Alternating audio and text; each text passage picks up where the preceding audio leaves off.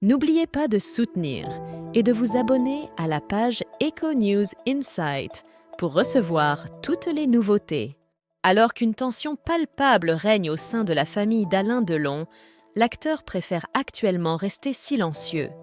À Douchy, où il réside à l'abri des regards indiscrets, des voisins ont partagé des informations inattendues. La famille d'Alain Delon montre des signes de fissure et l'avenir semble incertain quant à la résolution des conflits. Le premier épisode public a été initié par Anthony Delon, qui a révélé la semaine dernière, dans une interview à Paris Match, avoir déposé un signalement à la police concernant sa petite sœur Anouchka. La raison en est qu'il l'accuse d'avoir dissimulé des résultats d'examen de leur père. Anouchka Delon s'est défendue de ces allégations dans une interview sur le JT de TF1 le dimanche 7 janvier et a également annoncé son intention de porter plainte contre Anthony, réfutant toutes les accusations portées contre elle.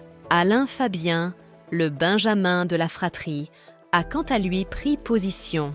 Sur les plateformes sociales, le jeune acteur de 29 ans a partagé un enregistrement privé où l'on peut entendre sa sœur parler à leur père. Bien que la voix d'Alain Delon soit inaudible dans l'audio, Alain Fabien, qui a récemment emménagé chez son père, affirme que celui-ci éprouve actuellement des difficultés à s'exprimer. Sur Instagram, il a écrit « Mon père a perdu sa voix et communique avec beaucoup de difficultés.